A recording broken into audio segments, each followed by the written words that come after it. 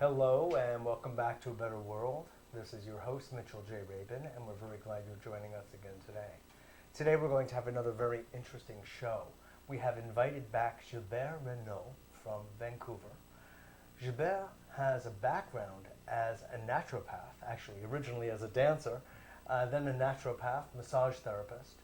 But for the past number of years, after having studied the work of Dr. Hammer and the new medicine, has really plunged himself professionally into the work of Dr. Claude Sabat and total biology. That will be the subject of today's show. We're going to speak about the basics of total biology, so virtually everyone watching will get some decent sense of what we're talking about when we discuss total biology, because yes, it's total, it embraces much, and there are also a series of specifics that, when understood, help us all to heal faster, no matter what our professions may be, no matter whether we are bricklayers. It doesn't matter.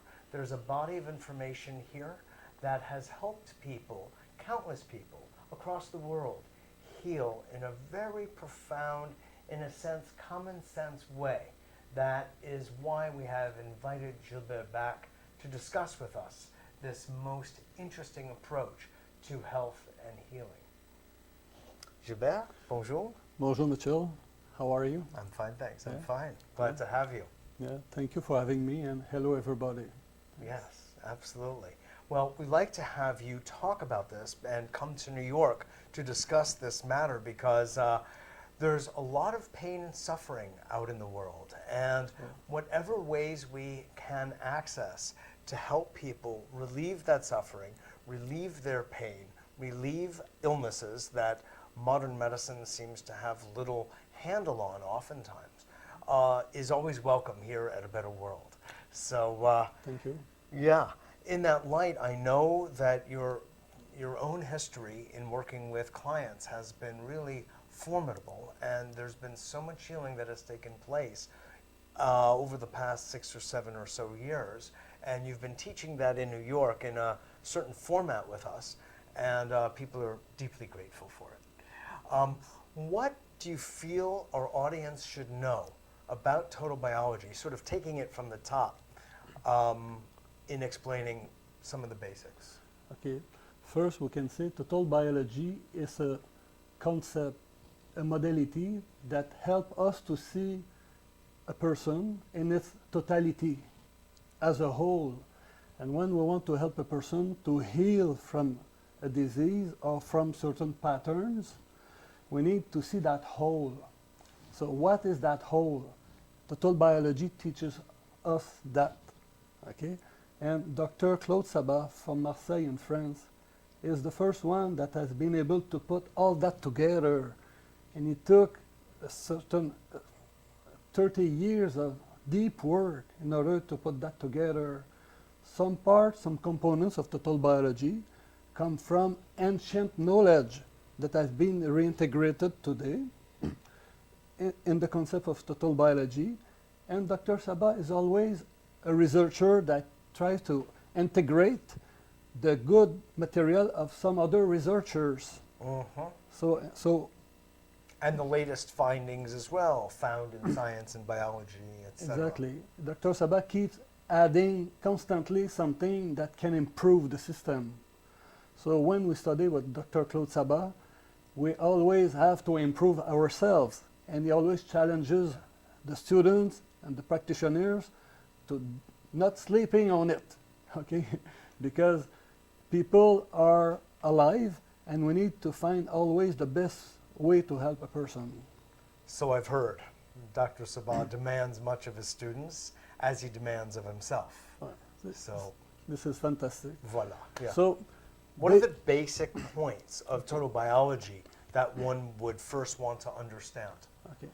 First, there's a concept behind total biology, which is an illness is the brain's best solution of the person to keep that person alive as long as possible. That's incredibly controversial. Yes, totally controversial. Ironic and paradoxical. Yeah. But total biology also brings an understanding system to see how does it make sense. So what is underneath? So we used to consider the human being like a whole, like a totality. And as a person, I have my parents, and I have a background, I have a genealogy, a family tree above me. When we want to help a person, we need to consider at least 3 generations above me. Dad and mom, my grandparents, and the great-grandparents. Sometimes we don't have access to the great-grandparents, but we use whatever we know. And everything that we know can be a detail that we use to help the person to shift in the healing mode. With the family tree, we use what we call the project purpose. So first, as individual, we are a biological being, and we come from dad and mom. Dad and mom are not God, but in biology, they are like God because they are the creators of the child. So, and from the point of view of the child, they are perceived as God, because it is because of the parents that the child, number one, has life itself. And number two, it's the parents that feed and nourish and house and love that infant. So that is very important to keep in mind what you just said. And because it's constantly there for the child. Right. So from the moment, let's say a little bit before the conception, the parents, they experience an ambience in their life with their siblings, with their work, together. What is the ambience of conception? Total biology teaches us that at the moment of the conception, we receive our biological mission in life. And then there are 9 months of pregnancy. How does mom feel during these 9 months? How does dad feel himself? How does dad make mom feeling during these 9 months? We need to consider all this. And then delivery. Am I expected as a boy or a girl? What are the first words of mom or dad on me? And then the first year of the child. From conception to the end of the first year of life, we call that the project purpose. During that time, the first biological law is applied, which is the psychological conflict of the parents become the biological conflicts of the child. So, and what you just said, for the child, dad and mom are like God. If something happened to my parents while I'm in the womb or during my first year of life, I risk to die. So the biological brain downloads from the parents into the baby's brain all the overwhelming conflict at that moment that the parents cannot handle. So this saves the parents' burden and make it lighter. So shares the conflict, shares the burden yeah. with the offspring. And at that moment, dad and mom feel a little bit released with that burden, so Sure. they can keep working, bring the money and the food back at home, so we can feed the family. Feed the child, exactly. The family is safe, so the human species is safe. It's a biological program of nature. Okay. I want to add something here and kind of synthesize this. So what we see is essentially looking at the relationship of the parents prior to conception, actually, originally, and you mentioned the ambience of conception. Well, the ambience of conception is the ambience of the relationship of the parents prior to, you know, the lovemaking, and then the lovemaking itself, and then the entire dialogue that is taking place between the mother with the embryo, actually, starting then into the fetus, and the relationship ongoingly of the parents during the entirety of the pregnancy. Not to mention the larger extended family. Everybody has an input, because the reality of the situation is that that mother and that child in the womb are one. They are not separate. They're one being. So the blood from the mother, the food from the mother, the air of the mother, the thoughts of the mother, and the feelings of the mother are the child's. And I'd like to make a comment here, Mitchell, because what you said is very appropriate to what I'd like to add to Mitchell's comment, is when the child is in the womb, whatever the mother sees or wishes or suffers for the baby's brain, it's me as the baby. So the baby doesn't make a difference if it's me or if it's mom. Okay, so exactly. That's the idea, that it is truly one. It's not like sort of. It is one, and then differentiates, of course, after the umbilicus is cut, etc. later. So this is all in the domain of prenatal psychology, it should be said. Absolutely. And that actually brings up, Gilbert, sort of a historical point, which you mentioned when you said that Claude Sabat pulled from ancient knowledge. So it's both ancient, because here we have a biblical idea of the sins of the father, or let's just say here, the pulling out the moral part of it is the emotional conflict of the parents become the potential physical conflict of the child. So we also see that this entire form of inquiry is essentially Freudian. It's also part Jungian. It's essentially a psychosomatic, psychoanalytic perspective on understanding the relationship of psyche to soma. Yeah, and the genius of Dr. Sabat with that knowledge, he used all the knowledge that he had from Freud and Jung, and he tried to apply it at a biological level to make it more comfortable to work with. Yes. Because if we remain at the psychoanalysis level too much, we don't use all the teaching that the body teaches us. Exactly. And it's so comfortable to work with the biological brain, the body part, and the emotional trauma at the same time. It's a triad that makes the work for the therapist very comfortable at helping a client. Definitely, So, definitely. It's like he has taken the ideas of Freud especially, and of course, to some extent, Jung, and has supercharged them and related them more to biological awareness and knowledge, largely based on the animal kingdom and observations that he's made therein, and brought them to bear, no pun intended, and there is an area that Freud actually never really went deeply into, but Sabat has. Exactly. And Dr. Sabat has studied most animal behaviors in nature. And he said he recommends quite often when we watch a documentary about animals to turn off the volume to see the animal behavior the way it is really in nature. Yeah.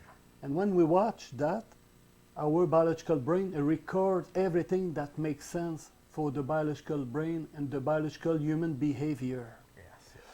So I love this. I really do. It's bringing together psyche and soma, psyche and the precious understandings that Freud had developed about the relationship of psyche, soul, and the body. And the psychosomatic literature of the 30s is very rich, except it only goes so far. And in my view, with my background in psychology, I see that what Dr. Sabat has done is taken it a quantum step forward, based certainly on the work of Dr. Hammer, where they have just nailed it down in a way that is actually rather irrefutable.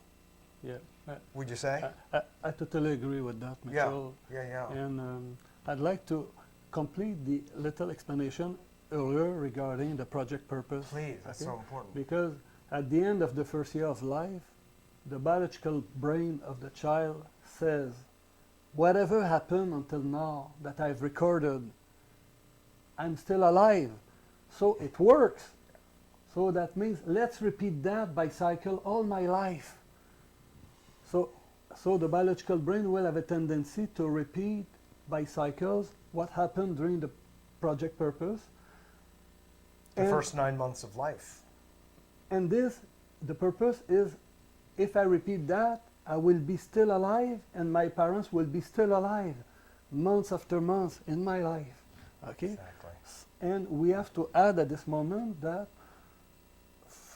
when the parents hear about that law of the project purpose, many of our parents, of us, feel guilty or feel responsible for the problems of our children. But in biology, we say there is no blame and there is no victim. They are just laws of the biology, because we are the children of our parents, but they have been the children of their parents, who have been the children of their parents. So we can go So the cycle goes. so far, yes. All what counts for the biological brain is the survival of life from generations to generations. Exactly. And it will keep using what works until it gets educated perhaps to another level, and then it will apply that to see if that works. So what we've got always then, Gilbert, is a recapitulation of the original situation, Absolutely. which Absolutely. is Freudian, which is more than that, it's biological. So what are other aspects of total biology that someone who's just sticking their nose into it for the first time would want to know?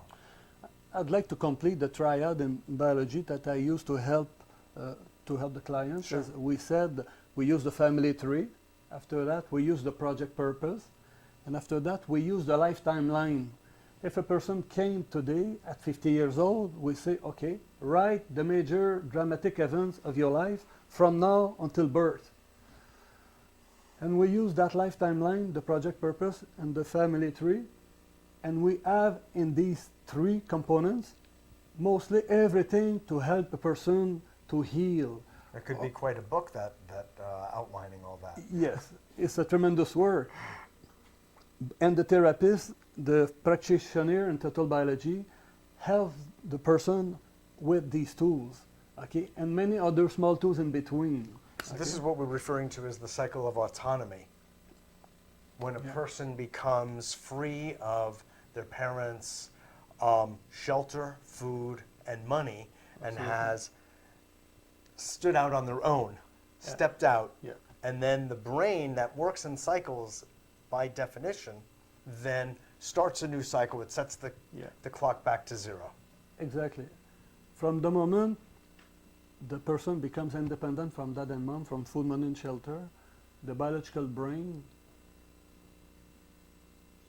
set the clock Resets itself. reset the clock back to zero, and whatever I had experienced between zero and the first cycle of autonomy, let's say if I became autonomous the day of my 20 years old, at 20 years old I start another cycle, and from 20 years old, let's say for between 20 and 21 years old, I will experience almost the same type of trauma that I've experienced between 0 and 1.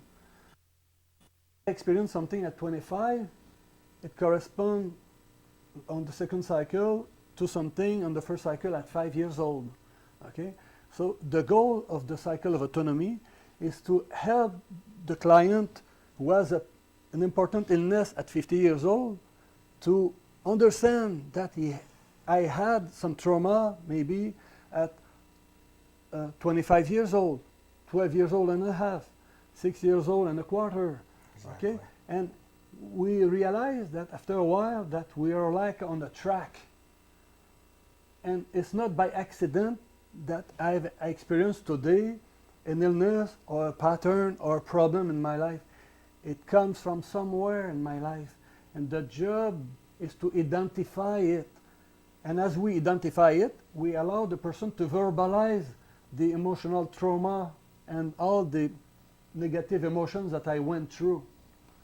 In a sense, what I really hear you saying and what I understand total biology to be doing in large measure from a kind of a therapeutic point of view, Gilbert, is accessing the story, the inner secret, often story of a person's inner life, of their thoughts and their feelings that they've kept so often inside themselves. Because one of the main points also is that we are as sick as our secrets. So when we share our secrets, our inner life, and make it explicit and make it available, we're actually giving it the shine of day, bringing it to light, and then it's a relief. And that relief is what allows the stress to reduce in the brain so that the possible disease process or program that would have otherwise gotten triggered doesn't actually have to. Yeah, fantastic, Mitchell, because he said we are sick as our secrets, and to reach is one of his mentor in his life, Carl Gustav Jung. Yes. He said, what does not come back to my awareness comes back as destiny. So Exactly. the secret is a little bit that we need to bring back into awareness. So maybe we can give some example. Exactly. Now, it should also be reiterated, I think, because one of the distinctions of total biology is this idea that we get ill and have the life that we have not based on external influences such as, let's say, too much pollution in a given area or eating really bad food. Not to say that those don't have an effect. Of course they do. If we're dealing with a total holistic perspective, they can't not have an effect. But there's this idea also fundamental to total biology that the conflict leads away. So if we get to the emotional conflict underneath the illness, we're at, in a sense, its heartbeat, its core. Yeah, absolutely. So from that point of view, one of the fundamental things that shows up, as we know, Gilbert, is the conflict of separation. Child, infant from mother. Yeah. Would you go on about that? So, just to shed share some light? with you a quick example of a child, a baby, who uses to be in contact, skin to skin with mom. Mom breastfeeds the baby, and one day, for example, mom has to leave. She has to go outside the other side of the world. She couldn't bring the baby with her Why not? because she was stuck with something. I'm She kidding. couldn't bring the baby. Yeah. So, and the baby has been well taken care of by a nanny. But for a child, for a baby's brain, if he's not in skin-to-skin contact with mom, it represents being in danger of death. So it's very important that my skin that used to be in contact with mom can reach out mom. So finally, after 3 weeks of stress of being away from mom, during that time, the baby cannot solve the problem of being separated from mom. But The nanny isn't the solution. is not the solution. So the biological brain of the baby has to store the conflict into the subconscious and at the same time in the corresponding body part, which is the skin that used to be in skin-to-skin contact with mom. So we call that the micro-ulceration of the skin. Micro holes everywhere, like to extend the skin to be able to reach out. It's the brain. The brain has only a certain number of functions. One of it is that it can, through the ectoderm level of the embryonic layers, extend out, but it can only go so far. It can't actually reach mom, Yeah, but it yeah. does the best it can. Yeah, because the biological brain cannot act outside the individual. Voila. So 3 weeks later, mom comes back. What does she do? She takes the baby back on her chest. What does the baby do? Finally, I can get in touch with mom. And that baby has all kind of symptoms. It becomes red, has fever, and the brain now can repair what has been micro-ulcerated by 3 weeks of separation from mom, which is an inflammatory process, more blood here that brings nutrients to restore that micro-ulceration. And That's a healing process, that's right? a healing process, and in medicine, that healing process is called eczema. Eczema is the repair phase of a conflict of simple separation. Okay? So in other words, what looks like an illness in the ordinary view of medicine, from a point of view of total biology, Gilbert, is actually the healing or repair phase. We call that a repair phase or a recovery phase. Or recovery phase. But this is really radical. Like I said at the beginning, it's controversial. It's controversial because it's an exact 180-degree different perspective on the same phenomenon. Yeah.